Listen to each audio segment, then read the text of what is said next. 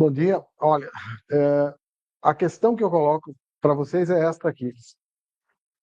Como pode o Ser Supremo enriquecer os meus dias? Essa vai ser a questão, o meu objetivo aqui. Eu vejo, prestem atenção numa coisa, é enriquecer, não é andresar.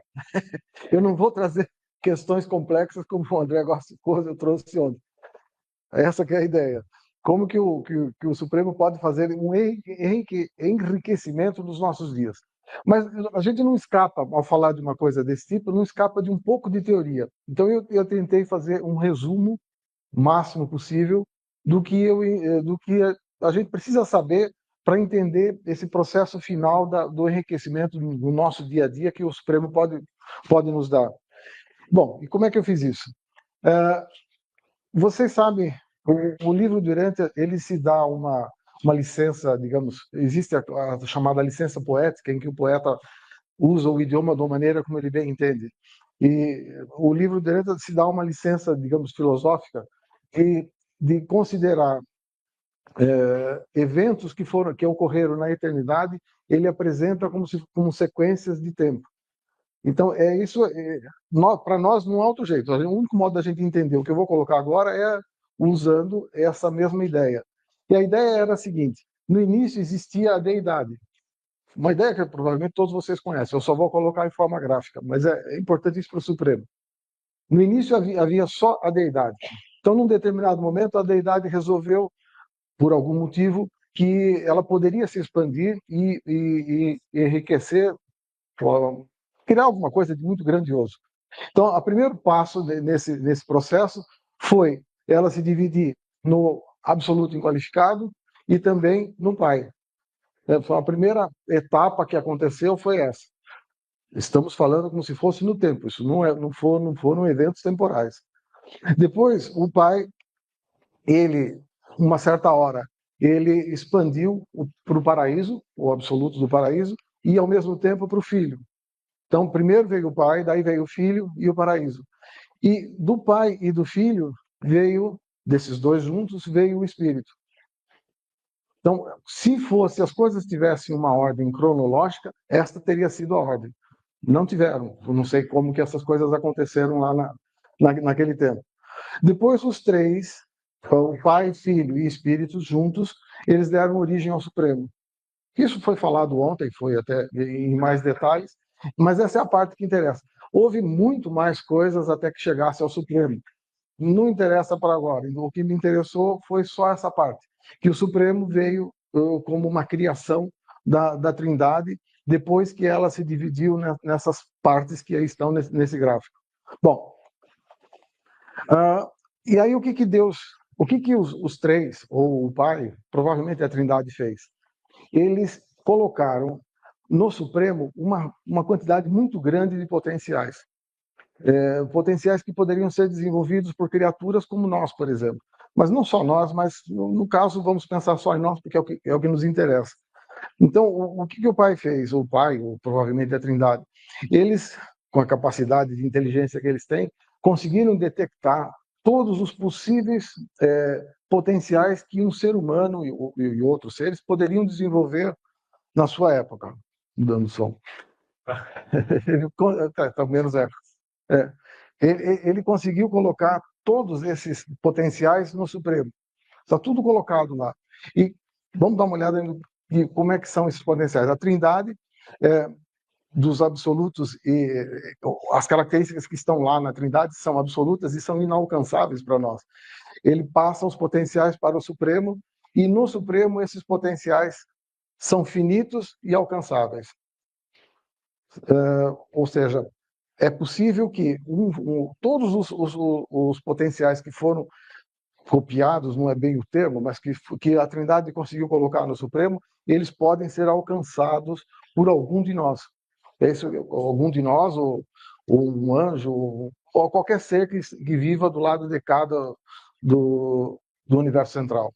Do lado de cá, o nosso lado. Bom, eu quis fazer o seguinte aqui. Eu quis ter uma ideia numérica. O que eu quis fazer aqui? Essa é coisa de gente que teve uma formação em matemática. Eu tive, por sorte, um pouco de ciências da computação antes de ir para o seminário. E gosto de números porque os números dão uma ideia assim do tamanho da coisa. Então, o que eu fiz aqui foi pensar um pouco em quantos são esses potenciais que estão no Supremo.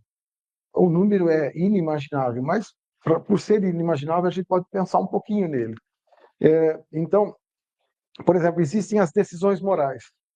Então, como é que um ser humano, como é que nós vamos realizar um potencial que está lá no Supremo? Nós o fazemos tomando uma decisão em favor daquilo. Essa é uma incapacidade do Supremo. Ele não pode tomar essas decisões. Ele tem os potenciais, mas ele espera que um de nós tome uma decisão em direção àquilo ali. É isso que ele passa para nós. Bom, vamos dar uma olhada nisso aqui. O que eu fiz foi o seguinte: uma decisão moral ela tem influências desse tipo, influências morais e éticas. Então tem os princípios, eu não vou ler tudo porque é muita coisa, mas é só mais para dar uma ideia. Existem os princípios éticos pessoais que influenciam a decisão moral que a pessoa vai tomar. Existem os códigos morais aprendidos, religiosos, filosóficos, né, e de outros tipos.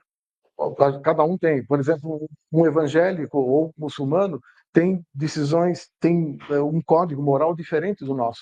Eu convivi com muçulmanos lá e eu percebo, eles ficavam chocados de ver, por exemplo, sei lá, eu tomar uma cerveja. Um muçulmano que trabalhou conosco, ele fez uma coisa curiosa.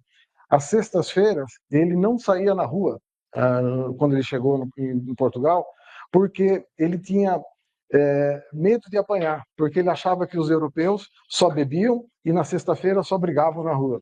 Então ele não saía, ele ficou trancado em casa aos finais de semana durante um bom tempo. Ele me contou isso durante um almoço do meu grupo. Agora, então eles têm códigos morais diferentes. Para eles isso era um absurdo e para nós não é. Então, vimos aqui, né? Nós não somos tão contra isso. E também tem os problemas de consciência, senso de certo e errado, grau de desenvolvimento moral, tem uma série de coisas. Então, o que eu fiz aqui foi colocar coisas que interferem na decisão moral. Foram os morais, tem as coisas sociais, vários exemplos, expectativas familiares, influência de grupo, etc. Pega esse daí, também existem as culturais, os valores em que a pessoa foi criada, os valores em que ela aprendeu de escola, de família, na cidade onde ela vive, isso influencia a decisão moral dela. A religião, a crença espiritual dominante da pessoa também funciona é, como algo cultural, né? Porque a gente sabe, por exemplo, que o mundo ocidental foi formado dentro de uma mentalidade cristã. E sendo formado dentro de uma mentalidade cristã, a religião influenciou a cultura que nós recebemos, que é muito diferente dos orientais. Outros aspectos, os aspectos psicológicos, né? Pessoal, a própria empatia, se a pessoa tem algum transtorno mental, um transtorno de personalidade, experiências passadas, etc., influenciam a decisão moral. O ajustador vai levar em conta tudo isso.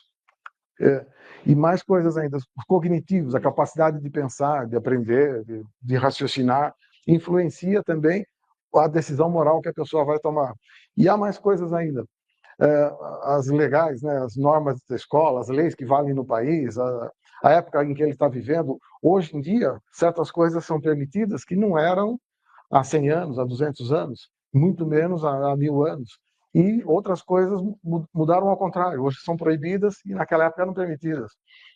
Basta ver, por exemplo, as piadas que a gente vê na internet, que eram feitas nos anos 90 e que são feitas agora são totalmente proibidas. E há 20 anos, há 30 anos, era normal falar aquilo. Tem até comediante sendo preso. Tá ruim? Tá, tá bom. Ó, o último, eu acho que eu parei aqui em econômicos materiais, coisas que influenciaram Então, isso aqui não está funcionando, né? Vou pôr de lado. Obrigado. Bom, os econômicos e morais. Bom, pega tudo isso aí, né? Ainda tinha mais um, biológicos, instintivos. E quando a gente pega tudo isso e a gente faz a seguinte conta, foram ali 32 situações, eu andei somando aquilo, e suponhamos que tenha duas opções cada uma. Você faz como é que eu chamo? Análise combinatória disso aí, dá esse número aqui de opções. 4 milhões e alguma coisa ali. É. Mas isso se eu considerar que em cada uma daquelas situações eu tinha só duas opções. Por exemplo, nas coisas culturais, as influências culturais são um número muito maior do que duas. Aí eu fiz as contas com três e parei no três, hein? Se forem três opções, o número vai para isso aí, ó, 1,85 quatrilhão. De coisas é, que podem influenciar por pessoa, exato. Por pessoa. Eu parei aí, porque falei, pô, esse número vai, uma hora, não vai caber na minha calculadora. Então, o que eu fiz foi o seguinte: o que acontece aqui? Nesse número de opções, o, a potencial para tratar isso está lá no Supremo. Felizmente, não somos nós que temos que ir lá buscar um potencial. O ajustador é que detecta essas situações, sabe encaixar exatamente e ele sabe pegar um potencial no Supremo para que a gente possa desenvolver. Esse aqui é o aspecto interessante. Eu só me interessei pelos números para entender um pouco da dificuldade e da necessidade que a gente tem de uma mente tão brilhante, tão poderosa dentro de nós que possa fazer essa escolha. O número é só para dar uma ideia do que é que ele faz. E tudo isso, né, essas zilhões de combinações, influenciam a decisão moral, que era o que eu já estava falando. Então, o número é realmente bem grande.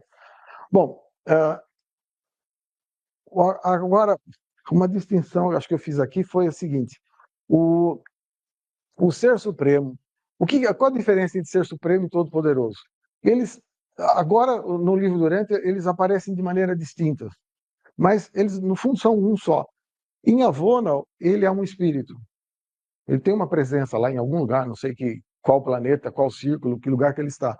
Mas já nos universos, ele aparece como todo-poderoso. Eu estava pensando, como é que eu vou entender esse tipo de coisa? Mas me parece, vou criar um exemplo talvez absurdo, mas suponhamos que nós estamos aqui no nosso planeta e de repente lá no cinturão de Kepler, aquele cinturão dos asteroides lá na borda do sistema solar, haja uma colisão lá e alguma coisa se desvie e venha em nossa direção.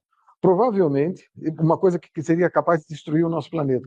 Muito provavelmente o Supremo tem poder para desviar esse objeto. É interessante esse aspecto, porque ele é todo poderoso nos universos em relação às coisas físicas. Mas ele não tem poder para fazer uma escolha por nós. Né? Ele não tem poder para interferir nas personalidades. Então, foi algo que Deus criou dessa maneira. Então, hoje ele está dividido dessas duas etapas. Aqui ele é o Todo-Poderoso e só isso.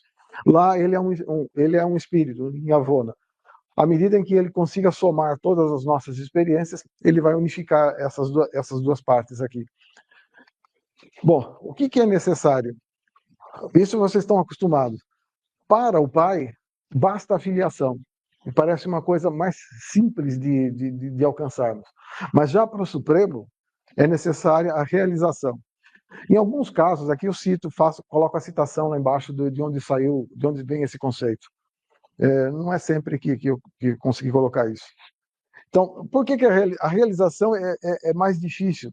Por quê? Porque o ajustador tem que ir lá no Supremo, pegar um desses potenciais, trazer até nós e colocando esse potencial sucessivamente até que nós consigamos tê-lo totalmente realizado. Nesse ponto, nós teremos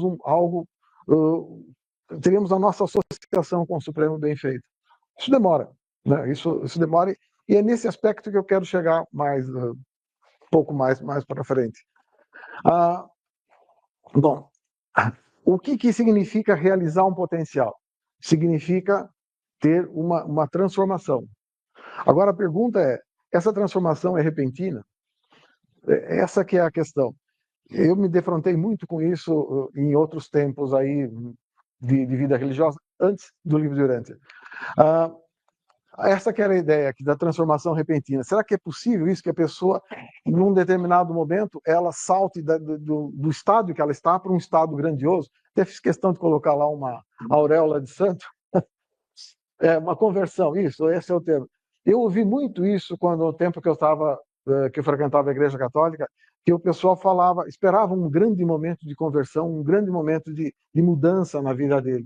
Mas isso O próprio livro do Oriente diz que pode acontecer momentos assim em algumas pessoas, cita lá o exemplo, acho que de Paulo e talvez mais um ou outro, mas mesmo assim não é uma conversão total, né? A pessoa não mudou totalmente. Quem leu as cartas de Paulo vê que ele comete alguns erros lá, graves de interpretação nas cartas dele, uma análise mais detalhada, né? Se vai falar isso mesmo por um católico, vai se contrariar, mas a gente vê lá que ele não entendeu tudo ainda. Principalmente o que ele fala sobre a mulher, ele coloca a mulher num estado bem degradante.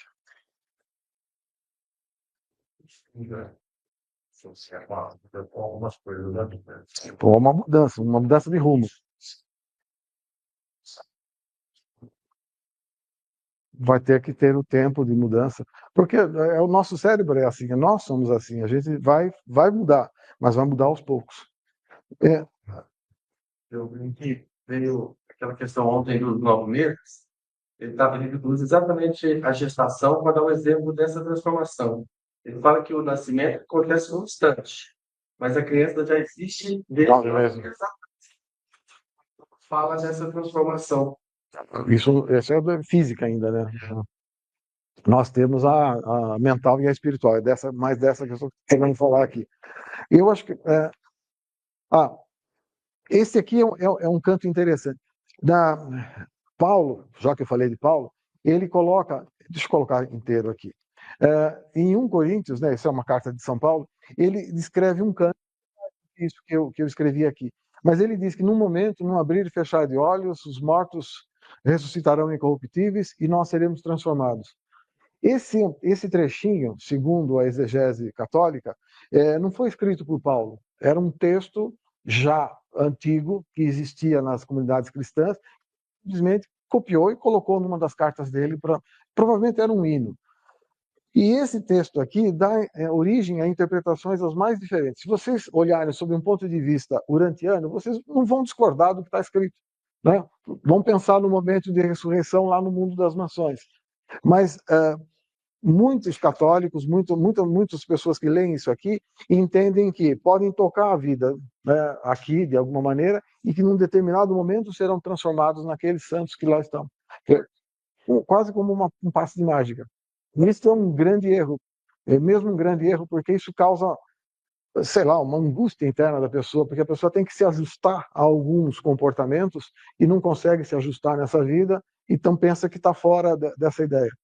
Inclusive, o conceito que existe no catolicismo, no cristianismo de purgatório, nasceu daí. Né? Porque algumas pessoas não conseguiam se ajustar. Peraí, vamos dar uma segunda chance para vocês e vamos criar um estágio intermediário onde você pode ter uma segunda oportunidade, uma segunda época. Uma segunda época. O alcançar a iluminação é mais uma ideia espírita, um modo espírita de dizer isso. Bom, então, essa transformação, bom, aqui eu estou querendo dizer, é como eles pensam, né? Pequenininho, de repente vem a ressurreição e a pessoa brilha. Inclusive, não há o conceito no catolicismo de que todos vão ressuscitar. Né? Eu não consigo entender isso, era uma das coisas que eu não entendia no catolicismo. Se uma pessoa vai ser punida e vai para o inferno, como é que ela vai para o inferno se ela não ressuscitou? Né? E a ressurreição era só uma recompensa para os bons, digamos, para os santos. Como é que você vai mandar alguém? Você vai mandar só a mente dele? Vai mandar só o quê? Bom, nem o conceito de personalidade existe lá, vai mandar só a personalidade? Eu não entendia isso. Bom, o livro do Oriente resolveu isso fácil, fácil. Não existe esse tipo de problema. Bom, o que nós temos, então, é uma transformação contínua. E eu marquei aqui os a transformação dos 7 círculos, né, até você chegar ao 7º. Você vai gradualmente avançando de ciclo em ciclo, e no ponto em que você parar aqui, você continua lá. Você não tem que chegar ao 7º, você não tem que chegar ao 6º. Você chega em algum deles. Ou pode até, não sei o que aconteceria com pessoas que não entrassem nem no primeiro ciclo, mas provavelmente, se quisessem, ainda assim, poderiam continuar lá mais tarde, do ponto em que pararam. Esta é a ideia que nós temos aqui no nosso mundo orientiano. Então, o crescimento, a pessoa vai avançando e chega lá. Como se dá esse crescimento? O crescimento da pessoa O ajustador e o Supremo, ele vai lá, eu já tinha falado alguma coisa desse tipo, o ajustador consegue, de alguma maneira, buscar um potencial para a pessoa no Supremo. Como que ele faz isso? Não sei, mas o livro não fala, mas como os potenciais estão depositados no Supremo e como os potenciais são transformados em coisas reais por nós aqui neste mundo, é de se supor que o ajustador faça esse meio campo, né? Embora isso provavelmente nem esteja escrito diretamente no livro Durante. Ele busca os potenciais e entrega para um ser humano. As ajudas. Nós temos o Serafim, nós temos vários seres que nos ajudam aqui. O Serafim, os diretores do Serafim, eu acho interessante uma coisa que ele fala no livro Durante, lá está escrito que o Serafim, quando vem para cá, ele vem com um plano para cada um de nós. E esse plano são feitos pelos diretores dele. Por isso que eu quis colocar esses diretores aqui. Os caras conhecem a gente, de alguma maneira, conhecem o nosso potencial. Eu não sei se esse plano é alterado com o tempo ou não. Não há nada escrito no livro Durante sobre isso. Mas um plano existe e a gente não consegue mudar o plano. O Serafim, quando quer realizar aquilo, ele realiza. Mas aquela busca de potenciais. É uma boa pergunta. Eles sabem, ele sabe alguma coisa sobre você, sabe o seu potencial, como eu imagino. Ao conhecer o seu potencial, ele faz um plano. E eu acho que eu posso dizer o meu exemplo. Eu, por exemplo, fui um fulano que eu precisava entender um pouco mais de teologia. Então, eu acho na minha vida que eu fui conduzido à Igreja Católica, a um seminário, e depois fui arrancado de lá. Provavelmente, eu não tenho certeza disso, tá? Mas provavelmente isso estava nesse plano desses diretores, que para eu executar alguns dos potenciais que me seriam possíveis, eu precisava ter essa experiência. Então, o Serafim veio para cá, ou o Serafim, que cuidava de mim, talvez de mais outros 999, eu não sei quantos, mas tinha um. Não, não é. Não, é uma orientação geral. A minha vontade vai trabalhar o tempo todo nesse aspecto aí. Então, ele sempre faz um plano. O plano é genérico, o plano é genérico. Olha, a minha cidade de Jundiaí teve, quando eu era bem mais novo, um plano diretor. Quem fez aquele plano diretor começou a traçar avenidas na cidade. Ninguém sabia exatamente como é que a cidade ia terminar. Hoje você vai lá, na época foi muito criticado. A avenida no hotel que eu estou hoje se chama Avenida 9 de Julho. Ela, na época, eu me lembro da expressão dos caras, ligava lugar nenhum a lugar morto, tinha uma expressão desse tipo. Hoje, aquela avenida é o centro da cidade, praticamente, né? Tem gente de Jundiaí aqui que pode confirmar. Digamos assim, o trecho mais importante. Isso era porto aquilo. Eu me lembro, eu cheguei a passar naquela região, antes da avenida, era um simples córregozinho, um mato, uma região que ninguém usava na cidade. É o plano. Mas não depende das decisões da criatura, de repente o plano não se cumpre. Se você, o Serafim pode desistir do plano. O plano que nasceu. Acho que eles eram bom plano para ele, mas aí eles. Pode ser, mas veja, eu acho que mesmo dentro daquele plano, o Serafim pode fazer alguma coisa para que a pessoa tome algumas decisões. Porque o que interessa é você tem um plano. Você pode cumprir, lembra-se dos degraus lá, você tem um plano, você pode cumprir uma parte desse plano aqui e outra parte mais tarde. Pode ser que você nem tenha a oportunidade de fazer mais tarde essa outra parte. Pode ser o caso desse tal de Hitler aí, ou do Putin. Putin está aí vivo. Ou do Trump. Vai decidir por um valor. Ou se vai. Que é a conclusão. Nossa. Assim como potenciais. Mas eles existem e estão lá.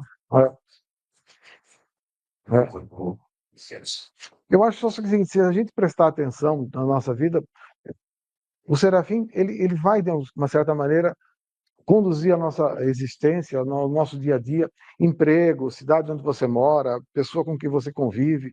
etc., para que esse plano seja melhor realizado. Né? Por exemplo, essa coincidência de eu marcar as férias e depois vocês marcarem aqui a reunião para essa época. Estraguei as férias da minha mulher, porque nós íamos, o plano era irmos os dois lá para o Rio Grande do Sul. É, mudaram para mim. Pode ser. Ela é capaz de estar ouvindo, cuidado. Foi. É, exato. E para quem mora onde eu moro e que não tem reunião agradável, isso aqui está sendo uma coisa excepcional. Aliás, já que fizemos isso, vou abrir um parênteses aqui. Eu li um livro muito interessante de um cara completamente ateu, em que ele tenta transformar Alain, eu quase lembrei o nome do cara. É, é, ele tenta, ele percebeu que as reuniões religiosas cria-se um espírito de irmandade muito interessante. Então, você for numa igreja evangélica, se for numa igreja católica, se você vê aqui, vocês podem ver que à medida que as horas vão passando aqui dentro, cria-se um clima de irmandade muito interessante. Então, ele detectou isso e ele tenta criar isso num bar. Num bar. Ele fala, não, vamos ver o que é que eles têm lá de diferente que a gente consiga fazer num bar. E se você vai lendo o livro dele, você vai vendo que ele não consegue.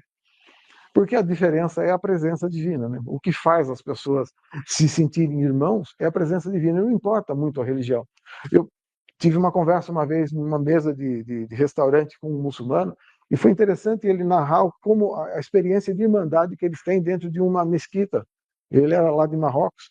Foi interessante ele falar isso. Você percebia que o ambiente que eles conseguiram ali era um ambiente que a gente consegue aqui, um ambiente que conseguia na Igreja Católica, que é a presença divina. Pode dar o nome de Alá para esse Deus, mas é o mesmo Deus e consegue ter isso. É muito interessante. Foi bom ter lido esse livro aí. Mas deixa eu avançar aqui. Eu não tinha intenções de falar muito e não vou falar muito. Ó, deixa eu ver o que mais tem. Sobre o desenvolvimento dos potenciais. Aqui acho que talvez seja uma coisa que dê um pouco de confusão. A gente tem um potencial, a gente toma uma atitude inicial. Depois a gente progride, vai aumentando. Eu fiz questão de aumentar a flecha ali para dizer que, à medida do tempo, eu realizo, eu aumento as minhas decisões em relação àquele potencial. Então, era pequeno, tomei uma decisão inicial, depois ela cresceu. Aí vai indo até que, finalmente, ela consegue se transformar em alguma coisa real, nesta vida ou na outra vida. Mas esse é um real mesmo com R maiúsculo, né? Porque é uma coisa grande. Só que eu tem uma coisa que eu acho interessante aqui. Se eu recebi um potencial, isso aqui tem ponteiro, né? Não é aqui. No meio. Se eu recebi um potencial aqui, e aqui ele vai ser, esse mesmo potencial vai chegar à sua totalidade, nos estágios intermediários, ele ainda não é isso. Esse potencial que eu recebi aqui. E aqui, nos estágios todos aqui intermediários, que podem ser muitos, pode ser que a gente só realize certos potenciais no paraíso, ou até depois disso, eu não sei. Essa palavra que eu gosto de usar aqui é para indicar, esse atual é para indicar que nos estágios intermediários, isto aqui ainda não foi alcançado. Aquilo que o ajustador foi buscar no Supremo, que o Supremo nos forneceu, não foi ainda alcançado nesses estágios intermediários. Então, ele está em desenvolvimento. Quando a gente lê aí o livro de Urântia, que me desculpe a Suzana que está aqui, mas é uma das tradutoras, aparecem outras palavras que eu não gosto. Eu explico aqui por que eu não gosto. Exatamente porque elas escondem o fato de que a coisa ainda digamos, não está devidamente desenvolvida, não está completa. A pior palavra que existe para se colocar aqui, na minha opinião, é uma que eu vi usarem aqui ontem, é factual. Porque, veja no caso da história que eu contei aqui, deixa eu exemplificar assim. Eu tive uma experiência onde eu pude começar a tomar ou aumentar as decisões, eu não sei, no que diz respeito à fidelidade. Mas algum de vocês conseguem ver o resultado da fidelidade em mim agora? Ninguém consegue ver. Vocês vão ter que acreditar que eu desenvolvi isso porque eu falei isso. Porque se vocês conseguissem ver, aí era factual. O fato, ele exige. O fato não é uma coisa que está lá no objeto. O fato está na minha mente. Eu olho, vejo, eu sou o observador que transforma uma coisa em fato. Essa, pelo menos, é a ideia que eu tenho e a ideia que me parece que está nas palavras, que está nos dicionários. Tem gente indo embora. Fato é uma palavra ruim para isso. A outra palavra que usa-se muito é real aqui no meio. Bom, de fato, quando eu chego aqui, ou chego nesse ponto aqui, algo de real eu já tenho. Mas ainda não é o real ou total. Por isso que eu gosto dessa palavra aqui. E isso tem explicações filosóficas, né? A palavra ato e atual foi desenvolvida por um filósofo há muito tempo, Aristóteles, foi quanto? 400 anos, 500 anos antes de Cristo. Ele resolveu um problema desse tipo que existia na época e usou essa palavra. Então, no sentido filosófico, essa palavra é mais adequada. Agora, usem qualquer palavra que queiram aqui, mas entendam o conceito de que nesse intermédio aqui ainda não atingimos o real. Essa que era o meu objetivo. Eu, por mim, uso sempre essa palavra aqui porque eu gosto dela. Estou acostumado com essa palavra desde meus tempos de estudo de teologia e filosofia na Igreja Católica, era muito usada. Bom, os atuais, eles abrem novas vias de realização dos potenciais. Toda vez que eu chego num ponto, né, eu posso ter desafios mais interessantes e aquilo que eu estava desenvolvendo até aquele momento, eu tenho um novo... eu tenho uma nova decisão mais difícil a tomar. As decisões mais tarde, elas são mais complexas, né? Por exemplo, as primeiras decisões em relação a uma fidelidade são mais simples de serem tomadas. Mais tarde, por exemplo, ser fiel à orientação que o Serafim dá, vamos supor que a gente melhore tanto espiritualmente que a gente consiga perceber diretamente o que o Serafim fala. É mais difícil tomar essas decisões, né? São decisões mais complexas que a gente toma em algum dia. Mas, de qualquer maneira, o fato de ter começado pequenininho no início aqui, mais tarde abre a possibilidade para decisões mais complexas.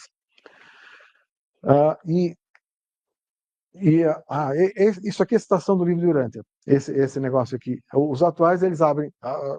atuais foi a palavra que eu coloquei, acho que na tradução não está assim. Mas essa daqui, esses potenciais aqui, inicialmente eles pareciam impossíveis, só que eles se tornam, de repente, uma coisa extremamente difícil que aqui no começo eu não conseguiria nem pensar, mas aqui na frente é uma coisa que é viável, não é? Essa é a característica desses... quando as decisões vão sendo tomadas, a coisa é cumulativa. Cada decisão humana atualiza uma nova realidade, quer dizer, pega um pedaço daquela realidade e transforma em coisa real dentro de nós. Mas é feita uma atualização disso. E abre uma nova capacidade para crescimento. No fundo é a mesma coisa, né? As ideias, os potenciais que aparecem, abrem uma nova capacidade de crescimento, quer dizer, você tem ali um espaço grande para poder seguir em frente. Deixa eu tirar mais palavras aqui. O plano do Pai, ele é um progresso finito. Para nós sempre vai ser um progresso finito, em direção ao infinito, mas a qualquer momento que se faça uma fotografia do nosso progresso, ele vai ter um tamanho finito, predeterminado. Nós nunca chegaremos ao infinito. A realização nossa se dá principalmente pela perseverança. Não é tanto pela conquista, mas não é tanto assim pelo esforço, mas é pela perseverança. Esse é um detalhe interessante, porque você pode se esforçar para tentar alguma coisa, mas muitas vezes você não consegue. Só que você tenta de novo, e tenta de novo, e tenta de novo, aí uma certa hora talvez você consiga. Se não nessa, pelo menos na próxima vida. O desenvolvimento da personalidade se dá pela fé. É outro aspecto curioso. Por quê?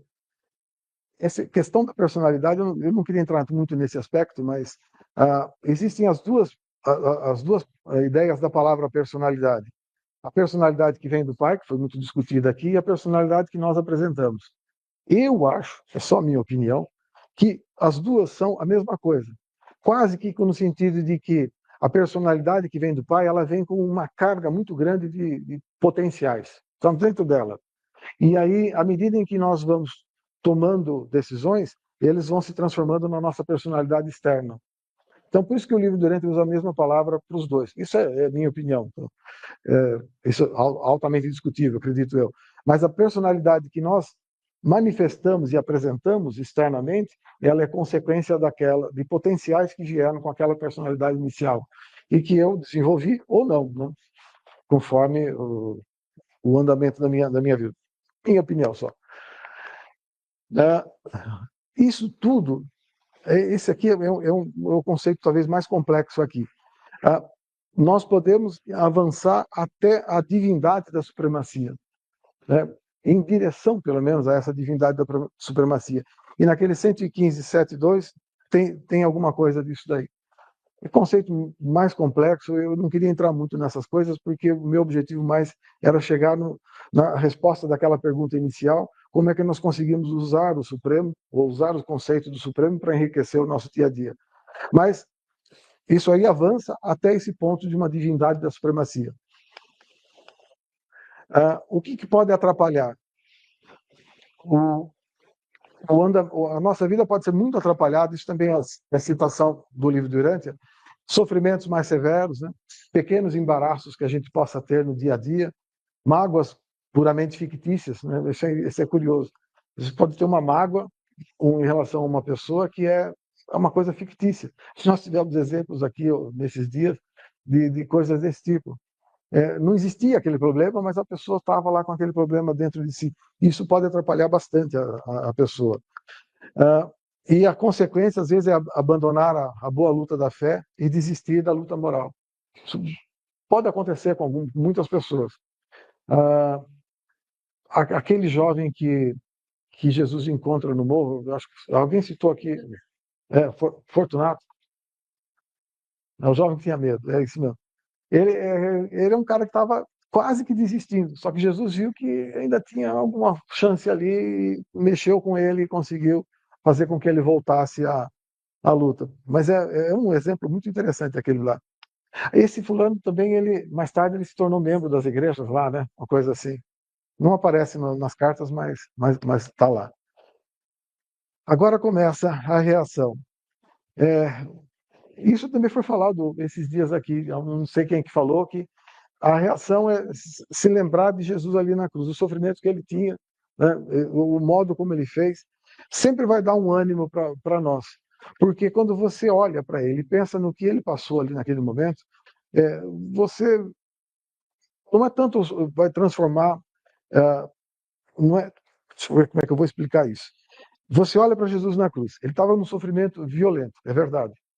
Mas a ideia de olhar para ele na cruz não é tanto achar, mas o sofrimento dele foi maior do que o meu.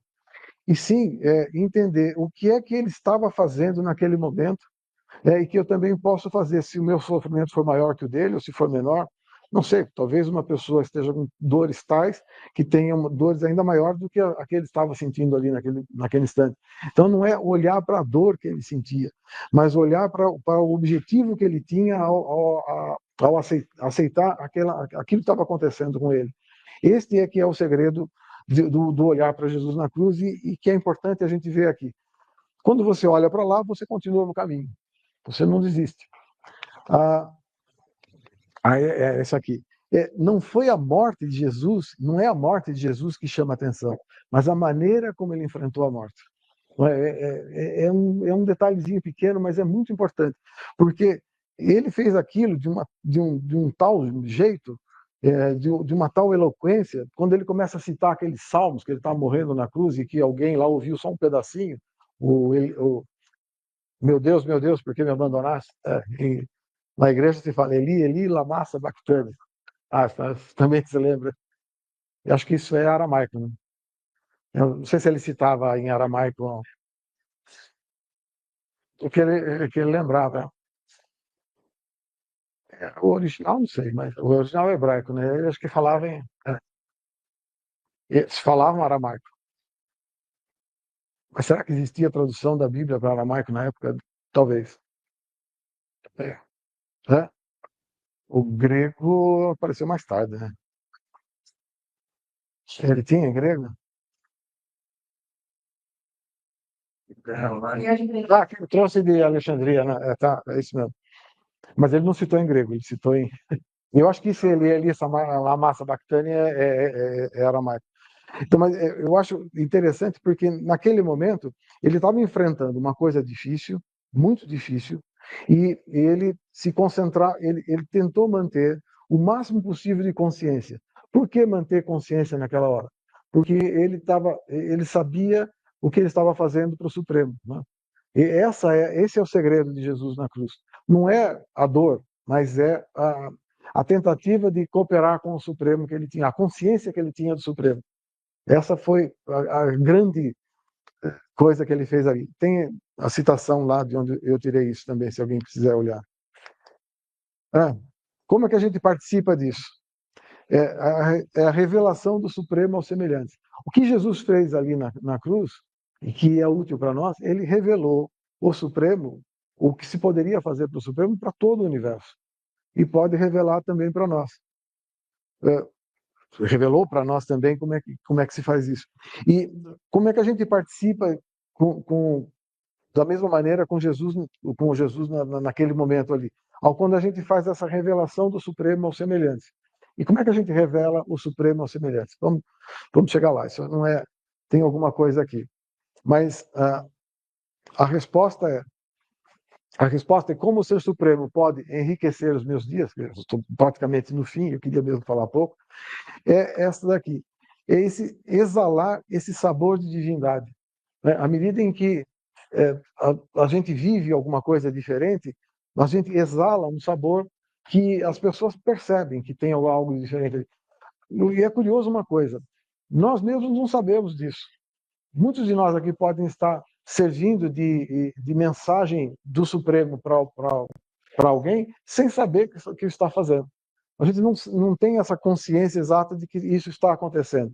Então, à medida que eu busco, à medida que eu realizo dentro de mim, que eu atualizo os potenciais e vou cada vez mais próximo de verdadeiras realizações, eu vou exalando alguma coisa diferente que as pessoas captam. E este é o segredo da conversão. Não é chegar.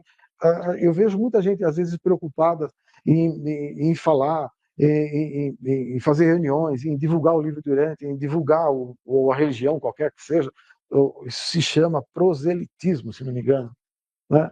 É, tentar converter prosélitos, tentar criar prosélitos, pessoas convertidas para a religião. A força, muitas vezes. Né? Tem uma frase, eu não consigo me lembrar agora. Alguma coisa assim tem que entrar, must, não é must, é em inglês. Tem uma frase em latim que era muito usada pela Igreja Católica há 500 anos, quando veio para as Américas, que era assim, compele intrare, latim, tem que forçar a entrada, né, das pessoas na religião, compele intrare, era um lema que muitas religiões, muitas ordens religiosas seguiam, os jesuítas, acho que deve ser deles mesmo. Eles estavam começando naquela época, né, mas eu acho, compele intrare, era essa não. Não é isto, né? Você converte alguém quando você exala esse sabor de divindade, a pessoa observa por conta própria. Né? Sobre os primeiros cristãos, isso aparece acho que talvez nos Atos dos Apóstolos, alguém lá dizendo os romanos, ou o povo da região, olhavam para os cristãos e falavam assim, vede como eles se amam. Né? Aparece nos evangelhos isso. E era dessa maneira que eles acabavam atraindo outras pessoas. Porque imagina, você olhar para aquele círculo romano lá, como é que é o nome daquele negócio onde devoravam o Coliseu, aquele Coliseu que está caindo aos pedaços lá. Você olhar para aquilo e pensar que ali eram devorados. Na época, eles veem os cristãos sendo devorados, isso não ia atrair ninguém. Repugnante. Eu não vou entrar para essa religião para ser devorado por um leão. Só que, fora daquele círculo, as pessoas mostravam algo de diferente. E, mesmo assim, as pessoas se convertiam para aquilo. Quem já foi lá em Roma, vê esse Coliseu e vê aquelas catacumbas lá onde eles faziam reuniões, é coisa horrorosa, mas apesar do ambiente horroroso em volta, eles conseguiam atrair pessoas por causa do verde, como se ama. Bom, e essa aqui, esse aqui bem o finalzinho. Há muitos anos, eu tinha acho que 20 anos de idade, foi um pouquinho antes de fazer 20 anos, foi em julho do ano em que eu fiz 20 anos, em setembro. Eu fiz um encontro religioso lá em Jundiaí, e no fim tocaram uma musiquinha que eu achei uma musiquinha muito idiota, né? Mas ela tinha um pedaço na letra que era muito interessante, e eu observei isso. Eu estava no ônibus voltando do encontro, porque durante o encontro eu ficar lá ouvindo, encontro como esse aqui, acho que um dia menos só, eu ouvi um monte de ideias, tal, mas na volta eu observei que algo desse tipo estava acontecendo. E é uma musiquinha simples, as pessoas cantaram provavelmente essa música na volta do ônibus, e uma coisa que eu nunca mais me esqueci. E a música, ela é muito simples, ela diz assim, ó: fica sempre um pouco de perfume nas mãos que oferecem rosa, nas mãos que sabem ser generosas. Se alguém quiser ouvir a música, tem 2 links lá do YouTube com ela. O primeiro é melhor gravado, se não me engano, é o primeiro. Então, o que é? Quando você. Eu tinha uma observação para fazer aqui que eu acho interessante. Se você oferece. Você não pode oferecer uma rosa com a intenção de ficar com a mão perfumada. A sua mão vai ficar perfumada, se e somente se você oferecer simplesmente. Né? Porque se você fizer com a intenção de ficar com o perfume na mão, provavelmente não vai ficar. Isso, analogia espiritual. Na prática, então, você faz aquilo sem saber, e quem vai perceber que as suas mãos ficaram perfumadas são os outros, né? Porque você mesmo vai achar aquilo natural. É o teu cheiro normal, né? Você exala aquele aroma. Essa é uma observação curiosa, coisa que na época eu não entendi, mas hoje, com o livro Durante, a gente consegue melhorar a perfeição disso. Então era isso aí que eu queria apresentar. Só, Fred.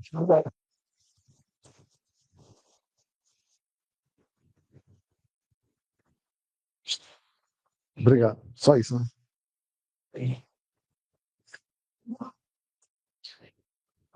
Vou sentar. Ainda bem. Comentários, Milton.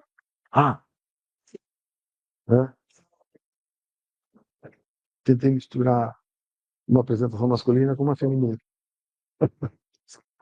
Vou lá. Não. Eu esqueci dessa parte. Parabéns. Parabéns pela apresentação, Jair. Fantástica.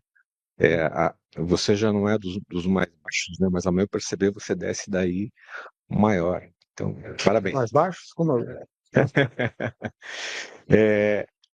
Veja. Fiquei preocupado. O livro nos lembra que, na verdade, claro, o Supremo é uma personalidade de formação fantástica. Eu gosto muito daquela parte do livro em que ele vem e diz para você que o acaso existe. O acaso existe, mas no mais das vezes o acaso tende para o bem. E os reveladores acreditam que esse, no mais das vezes, dessa tendência ao bem, seja fruto dessa influência do Supremo.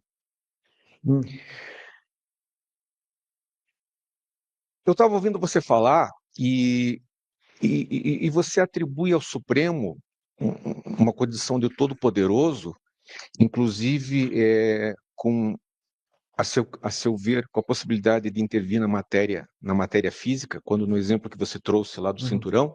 Né? Mas, a meu ver, o Supremo, na verdade, é essa criatura que a gente está ajudando a gestar, que está em formação, essa personalidade que não se manifestou ainda na sua completude,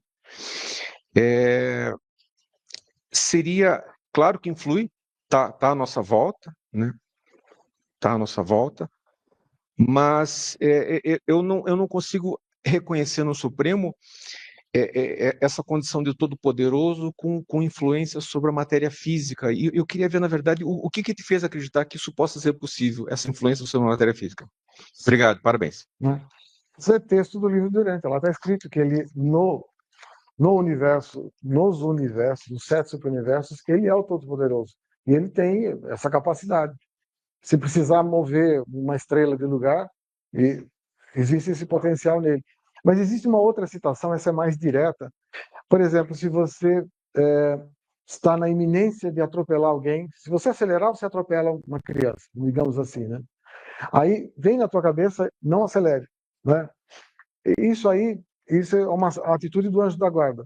Mas no livro dentro está escrito em algum lugar que quando você... Como é que o anjo da guarda consegue pôr essa coisa na sua mente se ele não tem acesso à sua mente? Né? Só o ajustador tem. Isso está bem claro lá. A suposição que eles dão no livro Durante é que isso vai pelo Supremo e o Supremo chega ao ajustador numa velocidade estúpida, né? E aí você consegue, você que está já levando o pé ao acelerador, você para, né? Então é mesmo uma coisa muito instantânea. Então alguma ação ele tem nesse universo aqui onde nós estamos. E está escrito, eu acho que eu não sei se eu coloquei a citação ali, Pessoais. não pessoais, esse é o termo.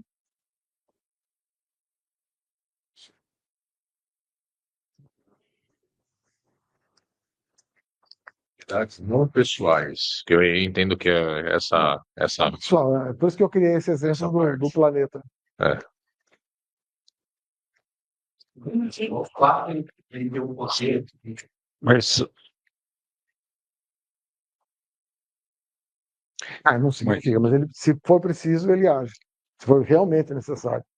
Mas tem um aspecto interessante, ainda continuando nesse assunto aí, e corroborando com o que você estava falando, toda os 7 superuniversos, essa matéria, funciona mais ou menos, se é que a gente pode fazer uma analogia, como um quintal do Supremo. É o palco que ele utiliza, faz parte da, da área de atuação dele, assim como faz parte de cada um de nós o ambiente onde nós vivemos. Nós interferimos nesse ambiente quando nós julgamos que temos que interferir. Lógico, nós não temos essa capacidade de interferir num meteorito ou qualquer coisa que vai entrar. Digo nós, como pessoa. Mas nós podemos interferir no quintal de casa, na cozinha, no quarto, da maneira como a gente quer que aconteça aquilo ali. Então, esse ambiente, que é um ambiente do Supremo, que é a nossa percepção do Supremo, só é possível, assim, visível, é justamente de toda essa dimensão que a gente vê aí do cosmos e todo esse negócio. Então, para mim, essa é uma extensão do corpo do Supremo. Natural que ele tivesse alguma Um poder, né? possibilidade de interferir sobre isso, assim como nós temos de interferir sobre as nossas coisas no dia a dia, né? Eu acho interessante que ele tenha esse poder físico, mas não tenha o poder das coisas pessoais. Para não se meter na nossa liberdade. Mas mesmo o ajustador, ele só sugere. Tem muitos pessoas vivendo de processo, não interfere na criatura do É. Você pode interferir nas coisas que estão acontecendo aqui nos órgãos. Muito bom. Não vou as pessoas não fazer. O mundo é uma coisa. O universo é extremamente bem feito, né? O André, pena que ele não está mais aqui, acho que ele foi embora, foi mesmo. Ele tem. Ele esqueceu o casaco. Ele ia sair cedo. só para ilustrar um pouco mais essa parte do físico. Não podemos entender inteiramente como Deus pode ser primordial, imutável, todo-poderoso e perfeito, e ao mesmo tempo estar cercado de um universo sempre em mutação e aparentemente limitado por leis em um universo em evolução e imperfeições relativas. E tem um outro pedaço aqui que ele fala assim: por conseguinte, muitos dos atos do Criador Todo-Poderoso parecem ser arbitrários, isolados e não raro até desalmados e cruéis para vós criaturas. Nas idades do tempo, algumas vezes, o bem-estar de uma parte pode parecer diferente do bem-estar do todo. No círculo da eternidade, essas diferenças aparentes inexistem. Então, isso aqui, eu acho que dá um pouco mais de ilustração nessa parte, que talvez muitas das coisas físicas que acontecem, que a gente não compreende, né, desastres, cataclismas, algumas coisas assim, tem alguma influência física desse Todo-Poderoso, que a gente não consegue compreender e nem eles conseguem compreender.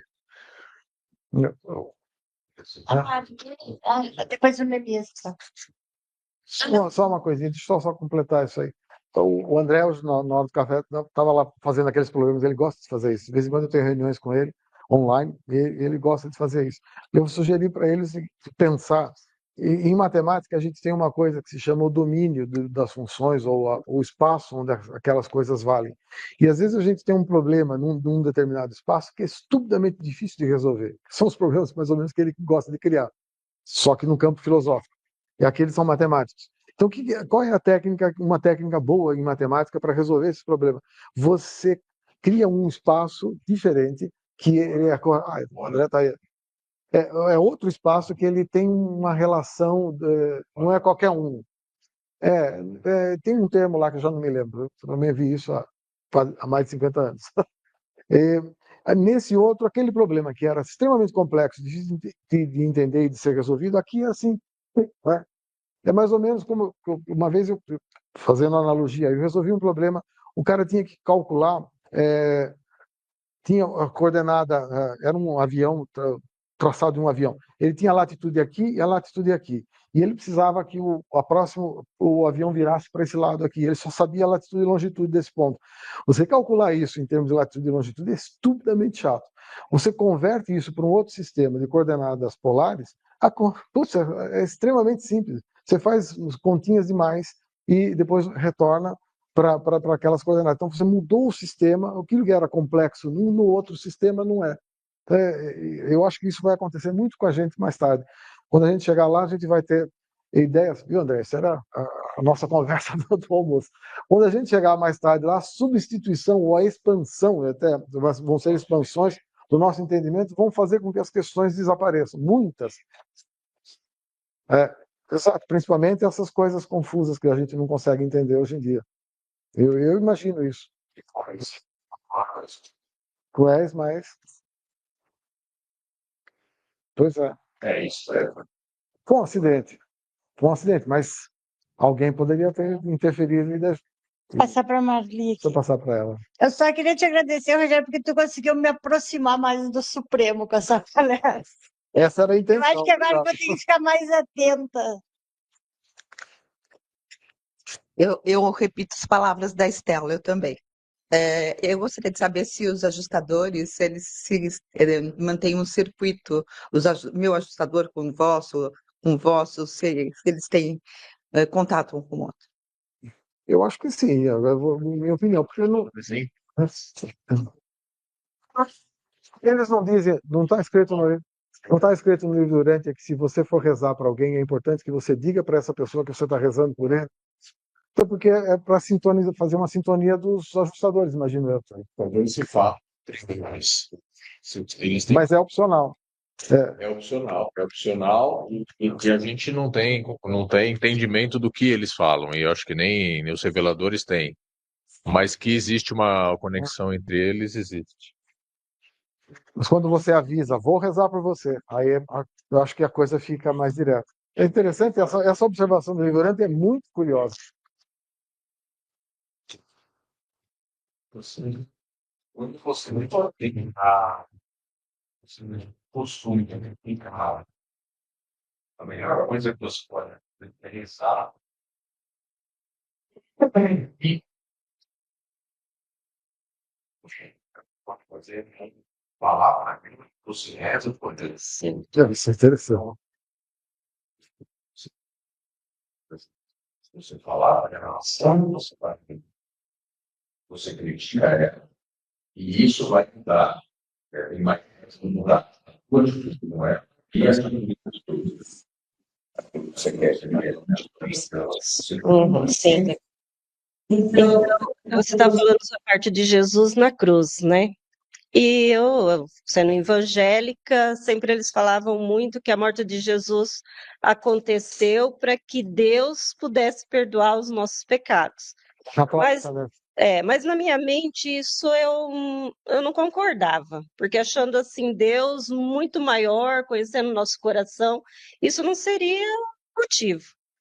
Aí um dia eu estava sozinha pensando nisso e eu perguntei para Jesus, no meu pensamento assim, né?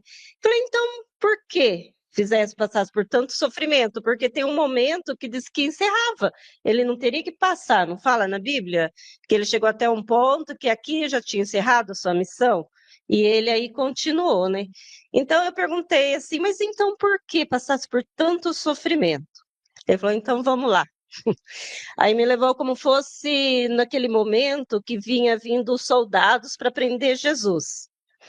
Aí falou assim, aí por 3 vezes, né, chegou o soldado e falou assim, Jesus chegou e falou assim, quem buscais, né, foi Jesus o Nazareno. Aí ele falava, eu sou.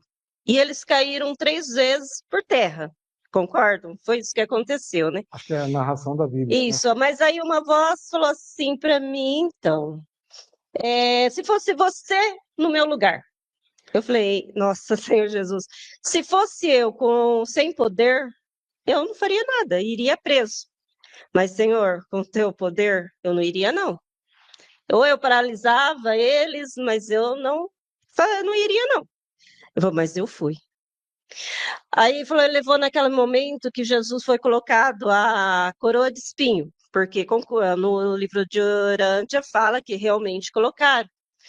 E aí né, zombavam dele, batiam na cara dele, e Jesus não fez nada. Aí ele falou assim, de novo para mim, e se fosse você no meu lugar? Eu falei assim, bom, se fosse no meu lugar era perigoso, nem sei o que fazer, acho que eu mataria todos. Mas eu não fiz. É. Bom, aí eu tive que carregar a cruz, no momento fui chicoteado, no momento pregaram eu na cruz, me levantaram, né? Eu tive sede, me deram vinagre. Falei assim, e qual foi a minha última palavra? Pai, perdoa eles, porque não sabem o que fazem. Então, naquele momento, eu levei um choque. Eu falei, Jesus, então tu sofreste por tudo isso para que quando alguém fizesse algo de mal para nós não temos motivo de não perdoá-los. De qualquer forma. Nós não vamos ter desculpa lá, falar, pai, eu não perdoei aquele, porque ele me matou, meu filho, ou por isso. Não. Simplesmente foi eu falo assim, pelo menos Jesus naquele momento me mostrou que a morte dele, em todo aquele sofrimento, foi para nós perdoar os nossos próximos. Sabe? Foi isso que, sabe, foi uma certeza tão grande que o Senhor passou para mim. Mas como se diz, né? Cada um tem um tipo de interpretação. É isso. Mas não aceite isso como regra, isso aí foi espontâneo. Eu acho que tudo isso ele tomou a decisão quando ele falou, pai, se for possível, afasta de mim esse cálice. Ah, não é possível, então vamos em frente. É. E aí, a partir dali, tudo foi espontâneo.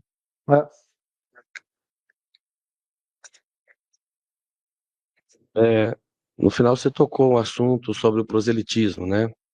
Uma hora. E que a gente deveria transmitir o evangelho através do próprio perfume de divindade que pudermos exalar, né? Como que você interpreta essa questão, considerando que todas as outras revelações de época, eles praticaram esse proselitismo? Por exemplo, as escolas de Dalamátia pegavam as crianças nas tribos, traziam, ensinavam, devolviam. Algo um pouco parecido com os jesuítas, né, que ensinavam os filhos dos indígenas. Melquisedeque também formou uma escola, uma igreja, enviou mensageiros pelo mundo. Jesus treinou 12, que depois treinou mais 70, e depois da sua morte enviou todos ao mundo. Se Paulo não tivesse praticado o proselitismo, se Paulo não tivesse sido um pregador, um fundador de igrejas, o cristianismo teria alcançado o mundo como alcançou? Eu acho que... Tá, eu entendo a sua questão. Eu talvez tenha tido uma colocação errada. Você exalar uma coisa de divindade é pré-requisito para depois você falar. É, porque se, porque se você simplesmente falar, você não consegue nada. Eu acho que Paulo tinha alguma coisa dentro dele. Tem uma narrativa, se não me falha a memória, de quando ele entra numa igreja enorme, que os cristãos estão lá reunidos. Eu não sei se eu vi isso nos evangelhos, nas cartas, ou se eu vi isso, talvez nos Atos Apóstolos seja isso. Porque não foi ele que escreveu. Ele entra humilde, de cabeça baixa, com todo mundo assustado, morrendo de medo, porque sabiam quem ele era, que ele costumava matar aqueles que estavam ali. Mas o que aquela cabeça baixa e aquele já eram ele exalando alguma coisa daquilo que ele recebeu naquela visão que ele disse que foi Jesus que apareceu para ele. Deve ter sido um anjo só, um ser intermediário. Jesus não ia vir para cá só para falar com um fulano. Ele fazia a segunda volta para falar com uma pessoa. Mas Paulo era um pouco exagerado.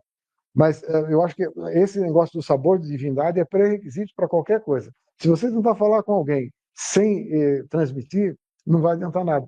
Lembre-se, tem um aspecto interessante que está lá. O que educa uma criança? Não é a lealdade dos pais? E a lealdade você não vê. Você não adianta falar, dar exemplo, fazer 500 mil coisas. É a lealdade dos pais a alguma coisa. Tem jogo, sim. Exato. A lealdade é o. Né? Você reconhece automaticamente. É automático. A lealdade você percebe. Né? Então, se você tem a lealdade àquele ideal que você vive, sem exalar um sabor de divindade, a pregação é inútil. Mas depois disso, a pregação, claro, que faz sentido. Não, sim. Tem pessoas que são mais voltadas a essa segunda parte, outras pessoas são menos voltadas. Eu, por exemplo, não sou muito. Sim, exalar, eu entendo que não é da mesma rosa, vamos dizer assim. São rosas diferentes, né? Você vê que Pedro tinha um poder de pregação muito eloquente, né? E cada um tinha o seu jeito diferente de mostrar essa divindade, mas eu concordo com esse pré-requisito, porque senão, se for uma coisa ação pela ação, ela não tem como dar muito resultado. Ela tem que ser uma ação por um propósito. E assim como a lealdade que é reconhecida de maneira automática, esse propósito e também os frutos do Espírito, né, eles são algo reconhecíveis, sem você perceber. E aí isso aumenta muito o potencial dessa conversão, né? Então, o pregar sim, mas é necessário esses frutos do Espírito para que isso seja eficiente.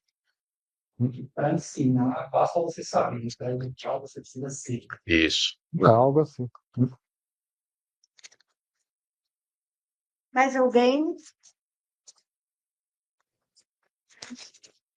Eu também fico meio constrangida de perguntar. É a respeito da que é apóstolo Maria Madalena.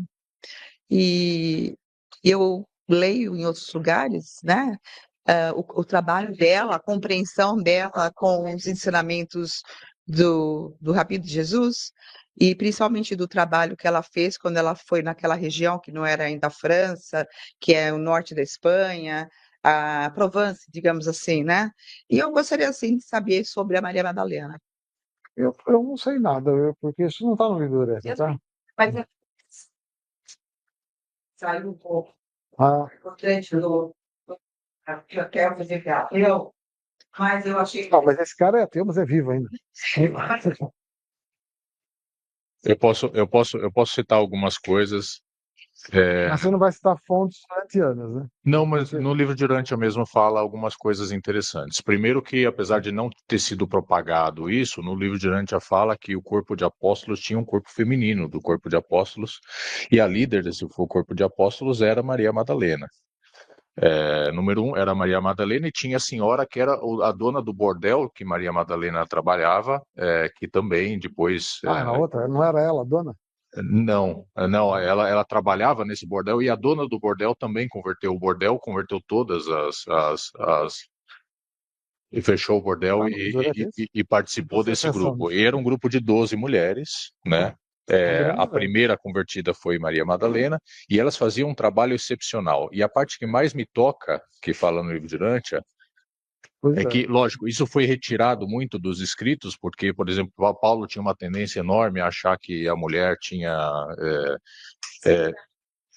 alguns problemas, igual tinha porque ele era, no fim das contas, um fariseu, né? Então ele tinha essa coisa. Ele era. Então acabou sendo retirado dos escritos e da Bíblia isso, mas no livro de Dante ele fala um negócio que Jesus tratava o corpo de apóstolo feminino no mesmo jeito que tratava os outros, e inclusive elas faziam um trabalho muitíssimo importante, porque o corpo masculino ia para cidades, para públicos grandes fazer as pregações, mas os lugares que eram lugares rejeitados, que eram lugares que eram inclusive de sacerdócio impuro, porque se um homem judeu entrasse naquele ambiente, ele não podia participar das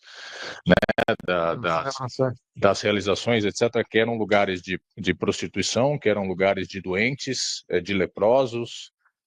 Todo esse trabalho nesses lugares de pessoas mais rejeitadas era com muita valentia, isso está no livro de Dante, com muita valentia, dito que quem fazia esse trabalho era o corpo feminino. Então, elas iam, eu considero, que elas faziam um trabalho mais na linha de Jesus do que os outros, inclusive. Porque Jesus falava, olha, o que me interessa é a ovelha desgarrada. É aquele que ninguém está dando chance nenhuma, que todos já desistiram dele, e é esse que eu fico mais alegre de trazer de volta para o reino. E se você for ver quem fazia mais esse trabalho de buscar o pior e resgatar esse pior para o reino, eram esse grupo de mulheres, tá? Onde Maria Madalena estava ali. Isso tudo que eu estou falando é do livro de Dante, está no livro de Dante, e eu acho magnífico, e ele fala que é uma pena que se perdeu esse conhecimento e esse trabalho que elas faziam. Paulo é que é o responsável, né? Paulo é um dos responsáveis, eu entendo que há outros, né? Mas Paulo é um dos responsáveis. Paulo é. Mais alguém? A outra coisa que falam também no livro de Dante por Paulo foi o negócio do celibato. Porque ele vinha de uma linha onde existia uma questão do sexo, e essa questão também gerava uma impureza muito grande, e era uma linha específica lá não sei se era dos fariseus, Ele era outra coisa. mas Eu não consigo era me uma linha lembrar. específica de um grupo lá que ele era muito adepto Ele era de uma daquelas religiões do de Zoroastro, mitraísmo, uma dos mistérios que ele lá. era muito isso daí. E até estava comentando com o Rogério outro dia, eu quando criança que fiz primeira comunhão, me chocava muito, e eu sempre achei que não tinha lugar lá na igreja ver o padre dando conselho para casais. E eu, como criança, falava assim, o que esse cara está falando? Porque esse cara nem casado não tem experiência de ter vida de casado e está dando, né, tá querendo guiar a vida de gente casada, né? Eu acho uma pena, porque um sacerdote que tem essa pretensão de dar esse tipo de recomendações, ele deveria ter a experiência ele próprio para poder dar, né? A gente vê no livro de Dante quanto é importante a experiência, e quanto a experiência é o que permite que você avance, né? Então, eu acho muito esquisito alguém sem experiência em algo tentando ensinar alguém que está em algo como ele tem que se portar naquela situação que ele nunca experimentou, né? Então, são coisas que acabaram distorcendo um pouco do que a gente tem na Bíblia hoje, por essas razões. Acho que a tradução foi errada, era celebrante. Celebrante. Tradução errada. Mais alguém? Se tem texto, eu acho que a gente tem que absorver. Temos mais 10 minutos. 10 minutos?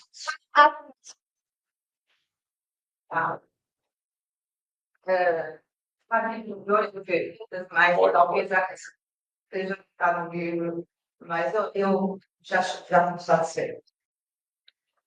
Madalena ali na França eu nunca ouvi falar. Sim. Agora, Santiago, ali em Santiago de Compostela, parece que. Não, o livro do Dante não fala, mas lá a tradição é forte.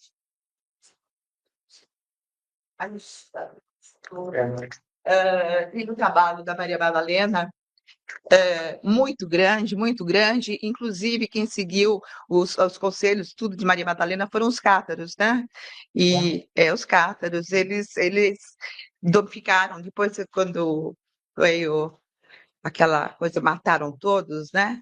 Mas os cátaros, eles seguiam os ensinamentos da apóstolo Maria Madalena. No sul da França, é mais conhecido Maria Madalena do que Nossa Senhora. Com respeito a Santiago, tem uma discrepância muito grande, né? Primeiro que tem os dois Tiagos, né? O grande e o pequeno, né? Ele morreu lá. Então, O pequeno, um foi tem umas histórias estranhas. Primeiro que o Tiago Grande, eu acho que foi o primeiro quem é que o foi... Tiago Grande para você? O irmão de Jesus. Não, o Tiago Zebedeu. Isso. O Tiago Zebedeu foi o primeiro que foi martirizado, né? Ele morreu muito Logo em seguida, precoce, né? que até diz no livro de Urântia que a esposa dele ficou com ele na cruz falando prega, prega, prega, e ele ficou pregando até o fim, mas ele foi muito precoce. O outro Tiago, que é o Tiago menor, que é dos irmãos Alfeus, pelo que é dito no livro de Urântia, inclusive Jesus recomendou que eles voltassem ao trabalho, inclusive é dito no livro de Urântia que eles são os únicos que não fizeram Nada. pregação e ação. E Só sobrou um Tiago. na igreja é considerado esses Tiagos como um outro Tiago que depois foi bispo das igrejas primitivas de Jerusalém, que esse era o irmão de Jesus. O irmão de O Jesus. Tiago Zebedeu, que foi bispo ali. Eu acho que o próprio livro de Urântia fala. Não, foi o irmão de morto. Jesus. Inclusive no livro de Urântia fala o seguinte, que foi uma pena que o Tiago, irmão de Jesus, ele não participou das pregações iniciais, porque quando ele começou a fazer a igreja de Jerusalém, ele teve embates muito sérios com os apóstolos, porque Mas foi esse que foi morto. Esse foi morto por uma lança, exatamente. Esse daí que na Qual Bíblia foi o se Tiago acha. que foi para a Espanha? Porque tem lá, está narrado que um Então, dos Tiagos nenhum foi Tiago foi para a Espanha. Tem uma narração. Isso que eu quero mostrar. Tem uma discrepância muito grande desses Tiagos, porque assim, nenhum Tiago foi para a Espanha. Porque a história é muito bonita, inclusive, do Santiago de Compostela, porque eles estavam numa batalha, né, e estavam ali desesperados, etc., e viram o Santiago num cavalo, e falando, vai, né, com uma cruz, e que por isso eles foram lá e ganharam a batalha. É muito linda a história, mas nenhum Tiago foi para a Espanha. Vai embora. Né? Do livro de Urântia, que é algum outro Tiago, não sei se houve algum outro Tiago que era cristão. Vou ler de novo, porque eu não sou muito de memorizar essas coisas, mas eu acho que foi um dos Tiagos que foi para lá. Está narrado. Um Tiago foi para terra de Espanha, espanhola, uma coisa Não, o assim. que foi para a Espanha, se eu não me engano, foi que não era Espanha, era África ali, que foi Simão Zelote, que depois ele entrou na África. Porque todas as histórias dos martírios dos apóstolos, que aliás são muito lindas, né? Você pega a história de que Natanael foi escarificado, e aí você vai lá na Catedral de Milão e tem uma estátua lá que é linda e terrível ao mesmo tempo, porque é ele sem pele, né? E segurando a pele dele como se fosse um manto, né?